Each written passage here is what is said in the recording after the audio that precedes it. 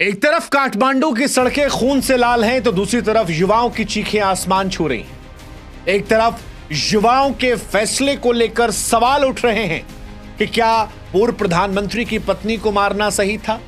यह सवाल उठ रहे हैं कि मंत्रियों को नंगा कर मारना सही था, संसद भवन, राष्ट्रपति भवन, प्रधानमंत्री आवास को जलाना सही था। तो दूसरी तरफ उनकी वीर गाथाएं सुनाई जा रही हैं। यह कहा जा रहा है कि इतिहास की यह पहली क्रांति है जहां बिना किसी नेता के जिंजी ने सत्ता को हटाकर रख दिया। 36-38 घंटों में सरकार बदल कर रख दिया। सोशल मीडिया पर मीम्स और वीडियोस डालने वाली जिंजी आज क्रांति का प्रतीक बन चुकी है। दुनिया में कई जगह युवाओं को इंस्पायर कर रही है। वो सरकार जो सोशल मीडिया को बैन करके इन्हें कमजोर कर रही थी, जिंजी उसे सत्ता से ही उखाड़ फेंकती है। 38 घंटों के अंदर प्रधानमंत्री कुर्सी गर्त में समा जाती है। लेकिन सवाल यह है कि वो आंदोलन जो शांतिपूर्ण तरीके से शुरू हुआ था, वो कैसे असाधारण विद्रोह में तब्दील हो गया? क्या वजह रही? यह सवाल बड़ा महत्वपूर्ण है, क्योंकि जब आप जड़ में जाएंगे तो आपको दिखाई पड़ेगा कि वो जिंजी जो हाथों में तख्तियां लेकर प्रोटेस्ट कर रहे थे, वो जो कह रहे थे कि सोशल मीडिया को बैन ना कीजिए, वो आज उग्र थे। उनका गुस्सा उग्र था। और ये गुस्सा यूं ही नहीं था। ये 38 घंटे में जो सरकार बदली है, ये यूं ही नहीं है। इसमें भ्रष्टाचार भी है, बेरोजगारी भी है, भाई भतीजावाद भी है, जिंजी की खूनी जंग भी है। और ये सब मिलाकर उस नेपाल को जो कभी शांति का प्रतीक था, आज अस्थिरता में डाल दी है। नेपाल क्यों जला, कैसे जला, इसे अगर आपको समझना है तो 4 सितंबर से कहानी शुरू करना पड़ेगा, जब एक बैंड ने चिंगारी जलाई थी, बाद में जिसे पुलिस की गोलियों ने आग में तब्दील कर दिया। एक ऐसी आग जो आज नेपाल के हर जिले में जल रही है। एक ऐसी आग जिसमें झुलसकर पूर्व प्रधानमंत्री की पत्नी मर चुकी है। एक ऐसी आग जिसमें झुलसकर सारी सरकार बाहर हो चुकी है। और एक ऐसी आग जिसने नेपाल को अस्थिरता के दौर में डाल दिया है। इस कहानी को शुरू से शुरू करते हैं और यह समझते हैं कि नेपाल में जो बच्चे शांतिपूर्ण प्रदर्शन कर रहे थे, वो गुस्से में आकर अपने ही देश की संपत्ति को नुकसान क्यों पहुंचाने लगे। कहानी 4 सितंबर से शुरू होती है। 4 सितंबर 2025 को ओली सरकार ने Facebook, Instagram, YouTube, WhatsApp, x समेत 26 प्लेटफॉर्म बैन कर दिए। कहा रजिस्ट्रेशन नियम तोड़ रहे हैं। बच्चे जो थे वो यहां परेशान हुए, क्योंकि उन्हें लगा कि नेता का लड़का जो है वो तो आलीशान जिंदगी जी रहा है। और यहीं से नेपो किड्स और नेपो बेबीज हैशटैग शुरू किया गया। नेपाल की आबादी में जो लाखों करोड़ों बच्चे थे, वो सड़कों पर उतर आए, स्कूल यूनिफॉर्म में उतरे, हाथों में किताब थी, नारे लगाते। शांतिपूर्ण प्रदर्शन था। वो मांग कर रहे थे कि उनकी बात मान ली जाए। शुरुआत में आंदोलन में कॉलेज के बच्चे किताब का बैनर लेकर थे, भ्रष्टाचार और नेपोटिज्म को लेकर आवाज उठा रहे थे। लेकिन सत्ता कई बार अंधकार में चली जाती है, सत्ता अभिमान में चली जाती है, सत्ता को लोगों से कनेक्शन खत्म हो जाता है। और नेपाल में भी यही हुआ। नेपाल की सरकार अपने ही बच्चों को दुश्मन समझने लगी।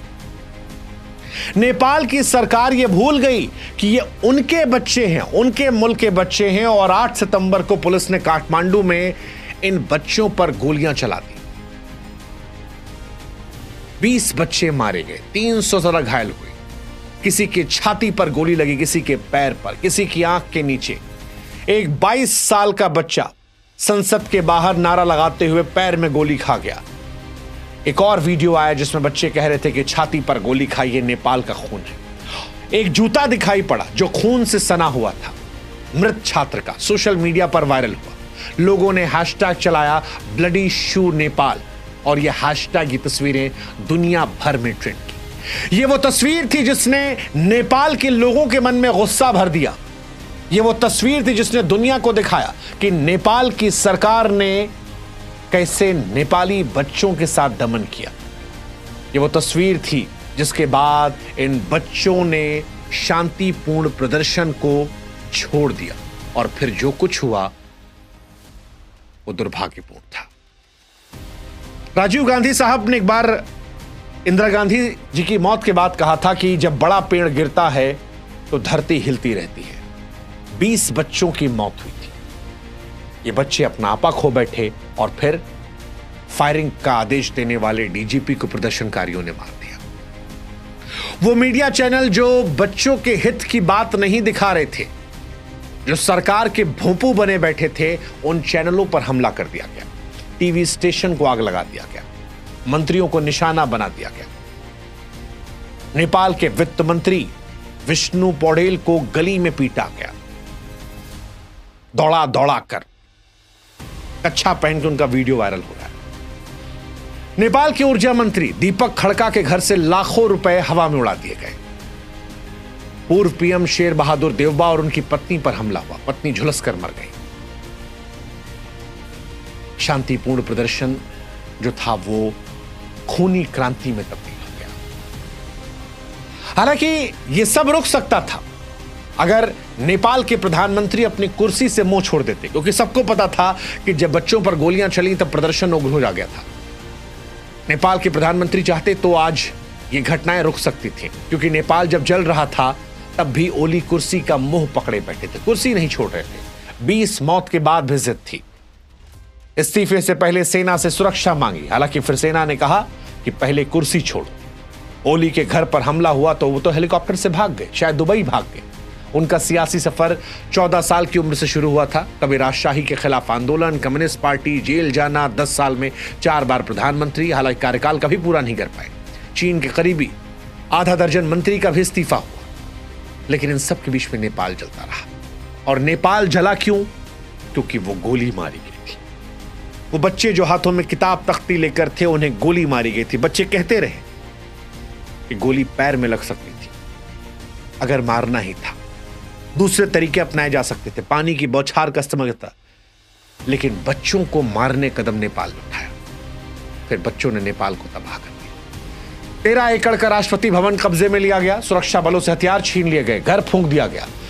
पीएम हाउस जो था, ओली का घर, संसद, सब आग के हवाले कर दिया गया। सुप्रीम कोर्ट आग के हवाले कर दिया गया। एयरपोर्ट बंद है, ट्रांसपोर्ट ठप है, कर्फ्यू लगा है। ये कहा जा रहा है कि आर्थिक नुकसान जो है अरबों में है, लेकिन इन सबसे ऊपर ये सब तो दोबारा भी ठीक हो जाएगा। वो 20 निर्दोष जिंदगियां कहां से आएंगी? अस्पताल घायलों से भरे हैं, पर्यटन व्यवस्था ठप है और युवा कह रहे हैं ये सत्ता को बदलने की कीमत है। हालांकि गोली के साथ साथ कहानी और भी आती है, भाई भतीजावाद की, नेपो किड्स की। नेपाल में बीते कई समय चल रहा है कि नेपाल में नेताओं के बच्चे मौज काट रहे हैं। सोशल मीडिया पर दिखाई पड़ता है, प्राइवेट जेट में घूमते हैं, विदेशी कारों में चलते हैं, महंगे वेकेशन जाते हैं। नेपो किड, नेपो बेबी, ये लगातार ट्रेंड हो रहे थे। 20 अमीरों के पास संपत्तियां हैं, 56%। युवा चिल्लाए कि हमारे टैक्स पर ये मौज काटते हैं, और यहीं से कहानी पलट गई। भ्रष्टाचार जो था उसमें आग में घी का काम कर गया। ट्रांसपेरेंसी थी नहीं। नेपाल जो है वो दक्षिण एशिया का सबसे भ्रष्ट देश है। 2021 में बंधु घोटाला 54,600 करोड़, 2023 में ओरिएंटल कोऑपरेटिव घोटाला 13,600 करोड़, 24 में कोऑपरेटिव घोटाला 69,600 करोड़। ओली पर भी चीनी डील से कमाई करने का आरोप लगा, और युवाओं ने यही कहा, बहुत हुआ सम्मान। बेरोजगार युवा जो थे वो सड़कों पर थे, और बेरोजगारी भी एक बड़ी वजह थी।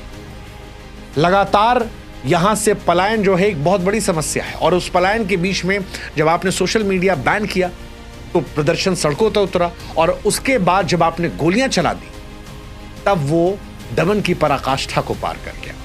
इसलिए आज जब आपको नेपाल की तस्वीरें देखकर गुस्सा आ रहा है कि वहां पर मंत्रियों को दौड़ाकर पीटा क्यों गया, कई घटनाएं ऐसी हुई जो बड़ी दुर्भाग्यपूर्ण है। हिंसा, नेपाल के बच्चों को भी समझना पड़ेगा कि किसी चीज का समाधान नहीं है, लेकिन फिर आपको यह भी देखना पड़ेगा कि 20 बच्चों को मार दिया गया।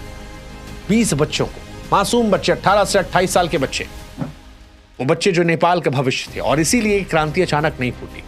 भाई भतीजावाद, भ्रष्टाचार, बेरोजगारी, सोशल मीडिया बैन, और फिर खून से लथपथ सड़कें, खून से सना जूता नेपाल की जो हकीकत को दिखा रहा था, वहां से इन घटनाओं ने सत्ता को हिलाया।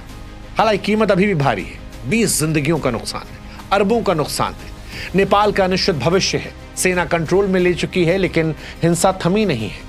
सवाल यह कि क्या नेपाल कोई क्रांति नई सुबह देगी या अराजकता में डुबो देगी?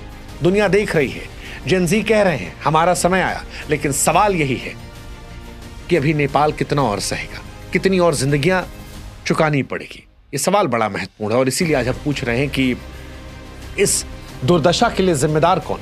वो जेन-ज़ी जिन्होंने सत्ता उखाड़ फेंकी, या वो नेता? और सबसे बड़ा सवाल, नेपाल का यहां से भविष्य क्या?